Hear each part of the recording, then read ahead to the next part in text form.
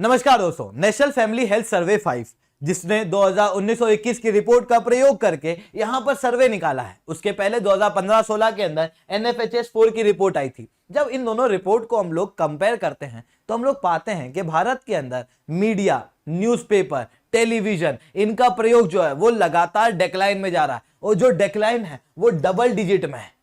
तो दोस्तों समझेंगे कि ये डिक्लाइन क्यों है, ये डिक्लाइन कितना है, किस कम्युनिटी के अंदर कितना है, उन सारी चीजों को समझेंगे। बट उसके पहले आप लोग मेरे साथ में SRC10 टेलीग्राम ग्रुप के ऊपर जुड़ सकते हो। क्लास की अपडेट PPT PDF आपको हमें मिल जाती है। इसके अलावा रोज सुबह 8 बजे द हिंदू एनालिसिस की क्लास मेरे द्वारा लाइव ली जाती है, आप वहां पर ही मेरे साथ में जुड़ सकते हो। तो अब बात करते हैं ऐसे सारे लोग जिनको मास मीडिया का एक्सपोजर नहीं है। पहले महिलाओं के अंदर NFHS 4 के दौरान में 25% ऐसी महिलाएं थी जिनको मास मीडिया का एक्सपोजर नहीं था, जो मास मीडिया को एक्सेस नहीं करती थी हफ्ते में मिनिमम एक बार। वही महिलाएं आज बढ़ के 41% तक हो चुकी हैं। मतलब महिलाओं के अंदर जो मास मीडिया का एक्सपोजर है मिनिमम वीक में एक बार, वो गिरा है। वहीं अगर आप देखोगे तो सेम आपको पुरुषों के अंदर देखने को मिलेगा। 14% पुरुष पहले NFHS 4 के दौरान में, यानी कि 2015-16 के दौरान में देखने को मिल रहे थे, जिनके पास में मास मीडिया का एक्सपोजर नहीं था, वो अब बढ़ गए हैं, लगभग 32% हो गए। हालांकि महिला के मुकाबले हमेशा पुरुष को इन मास मीडिया का एक्सपोजर जो है वो ज्यादा रहा है। वहीं अगर हम लोग पुरानी रिपोर्ट से कंपेयर करें तो ये ट्रेंड अचानक से पलटता हुआ दिखाई देगा, क्योंकि टीवी, रेडियो, न्यूज़पेपर, इनका यूज जो है, ये जो इंटरटेनमेंट के स्रोत हैं, इनका यूज जो है वो लगातार हम लोगों को बढ़ता हुआ दिखाई दे रहा था NFHS की 2 की रिपोर्ट के बाद से NFHS 4 की रिपोर्ट तक। पर NFHS 4 की रिपोर्ट के बाद में मेल और फीमेल दोनों के अंदर ही इन सारे इंटरटेनमेंट के सोर्स का जो यूज है वो लगातार गिरता हुआ दिखाई दे रहा है। वहीं अगर आप समझोगे तो यहां पर अलग अलग क्षेत्र में अलग अलग रूप से ये ग्रोथ, ये ट्रेंड देखने को मिल रहा है। टेलीविजन यानी कि टीवी जो है, इसका यूज जो है वो सबसे ज्यादा होता रहा है इंटरटेनमेंट के लिए रिसेंट समय में। जब मैं टीवी की बात करता हूं तो टीवी के अंदर जो डिक्लाइन है यूज में, वो भी अब सबसे ज्यादा दिखाई दे रहा है। पहले महिलाएं 71.1% यूज करती थी टीवी, अब वो कम होकर 53.5% हो चुकी हैं वीक में एक बार टीवी देखने वाली। वहीं वीक में एक बार टीवी देखने वाले पुरुष 77.6% थे, वो अब कम होकर 55.7% हो चुके हैं। वहीं न्यूज़पेपर का प्रयोग पुरुष ज्यादा करते आए हैं, पर पुरुषों के अंदर भी न्यूज़पेपर और मैगजीन के यूज के अंदर गिरावट देखने को मिली है। वहीं सिनेमा की अगर हम लोग बात करें तो सिनेमा में ये ट्रेंड उल्टा दिखाई देगा। महिलाएं अब सिनेमा का यूज ज्यादा कर रही हैं। सिमिलरली पुरुष के अंदर यहाँ पर कोई डिक्लाइन देखने को नहीं मिला। मतलब मास मीडिया के अंदर कुछ ग्रो कर रहा है तो वो सिनेमा है, और रेडियो तो लगभग नष्ट होता ही हुआ ही हम लोगों को यहां पर दिखाई दे रहा है। अब बात करते हैं कि ये इनकम पे कैसे डिपेंडेंट है। देखो, अगर मैं हाई इनकम क्लास की बात करूं, मतलब ऐसी इनकम क्लास जिसके पास में बहुत पैसे हैं, तो जो पैसे वाले लोग हैं ना, उनके पास में टीवी, उनके पास में रेडियो, न्यूज़पेपर, इन सबका एक्सेस हमेशा से रहा है, जिसके कारण से इनके द्वारा इंटरटेनमेंट का यूज ज्यादा किया जाता था अभी तक। पर अभी भी यही चीज देखने को मिल रही है कि हाई इनकम ग्रुप वाले लोग जो हैं, उनके पास में इन सारे इंटरटेनमेंट के सोर्स का प्रयोग ज्यादा है। बट उसके बावजूद यहां पर जो डिक्लाइन है वो भी हम लोगों को यहां पर ज्यादा दिखाई दे रहा है। आप देख सकते हो लोवेस्ट इनकम क्लास में मेल के अंदर 11% तक का डिक्लाइन देखने को मिल रहा है मास मीडिया के अंदर। वहीं 25% तक का डिक्लाइन जो है वो हाईएस्ट इनकम क्लास के अंदर देखने को मिल रहा है। फीमेल के अंदर 2% लोवेस्ट इनकम क्लास के अंदर डिक्लाइन है, वहीं हाईएस्ट इनकम क्लास के अंदर 27% डिक्लाइन है। और खैर ये ठीक भी है, क्योंकि आप देखोगे तो महिलाएं लोवेस्ट इनकम क्लास के अंदर ज्यादा टीवी, न्यूज़पेपर, इन सबको एक्सेस नहीं कर पाती हैं, जिसके कारण से डिक्लाइन कैसे ही होगा। पर यहां पर यूज ज्यादा था तो यहां पर डिक्लाइन भी अभी ज्यादा देखने को मिल रहा है। मतलब अगर मैं नॉर्मल में आपको बताऊं, मतलब एग्जैक्ट डाटा के अंदर बताऊं, तो हायर इनकम क्लास में जो महिलाएं न्यूज़पेपर और मैगजीन पढ़ती थी 2015-16 के अंदर वो 60% थी, पर इस बार वो 34% है। एक भारी डिक्लाइन हम लोगों को देखने को मिला है हायर इनकम क्लास के अंदर।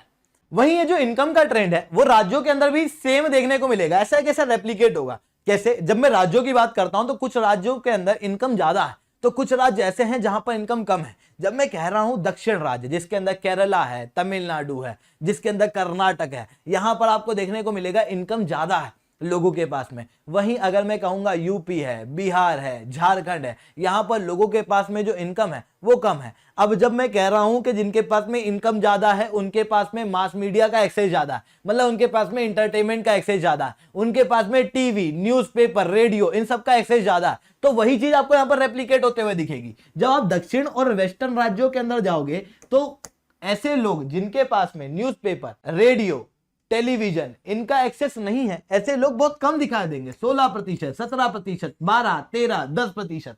वहीं यूपी, बिहार के अंदर ये 50% से ज्यादा लोग ऐसे हैं जिनके पास में टीवी, न्यूज़पेपर, रेडियो का एक्सेस नहीं है, मास मीडिया का एक्सेस नहीं है, इंटरटेनमेंट का एक्सेस नहीं है। नॉर्थ ईस्ट राज्य जहां पर भी इनकम कम है वहां पर भी टीवी, न्यूज़पेपर, रेडियो का एक्सेस जो है वो कम दिखा देगा।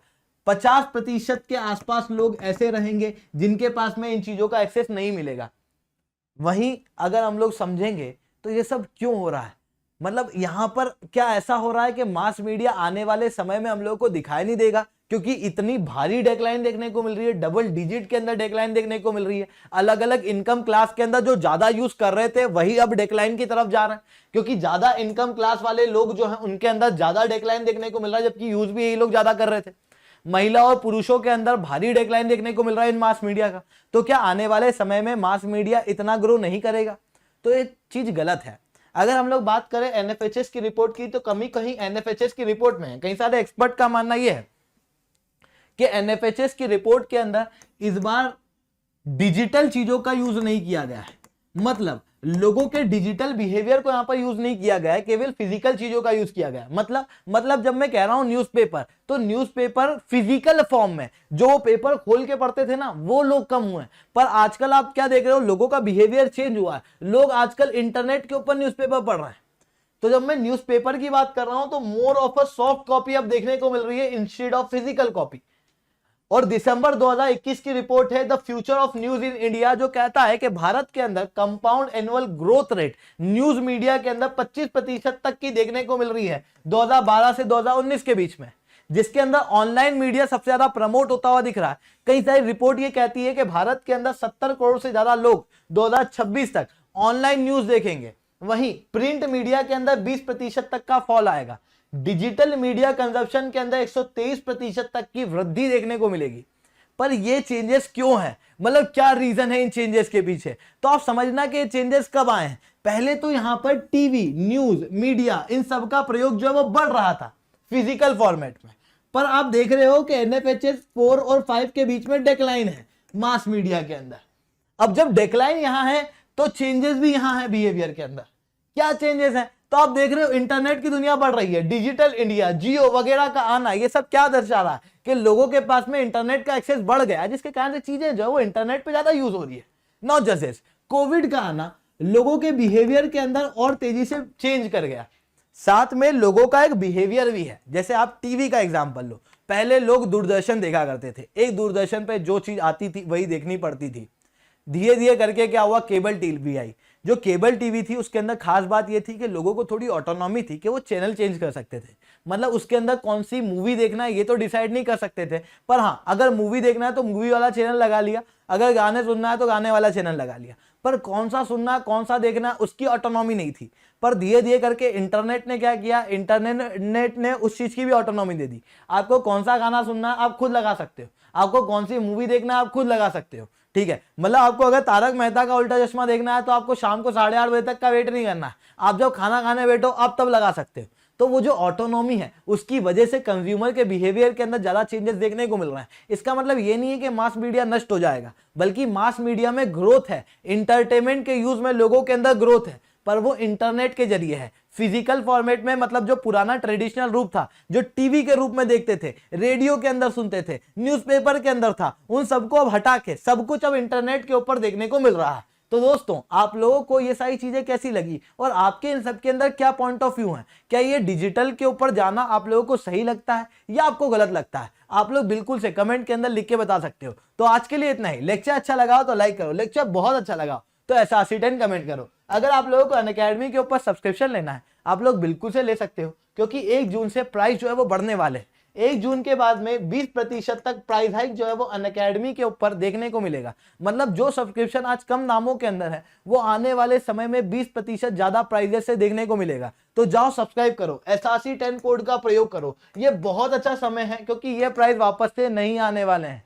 ठीक है दोस्तों, इसके अलावा इस सब्सक्रिप्शन के अंदर आपको क्या क्या मिलेगा? इस सब्सक्रिप्शन के अंदर आपको इंडिया के टॉप एजुकेटर से पढ़ने का मौका मिलेगा, आपको टेस्ट सीरीज मिलेगी, किताबें जो आपको पढ़ना है वो दी जाएगी, साथ में प्रीलिम्स की प्रैक्टिस बुकलेट दी जाएगी, कंप्लीट स्टडी मटेरियल मिलेगा, SRC10 कोड का यूज करने के बाद में मेरे द्वारा पर्सनल मेंटरशिप मिलेगी। इतना सब कुछ आपको बहुत ही कम दामों के अंदर मिल रहा है। इसी कारण से आज गांव-गांव में बच्चा जो है वो यूपीएससी के सपने देख पा रहा है। This is all because of Unacademy. क्योंकि यहाँ पर एक बड़ा चेंज ये है कि अनअकैडमी क्वालिटी ऑफ एजुकेशन देता है। पिछली बार 170 से ज्यादा टॉपर जो है वो अनअकैडमी से देखने को मिले।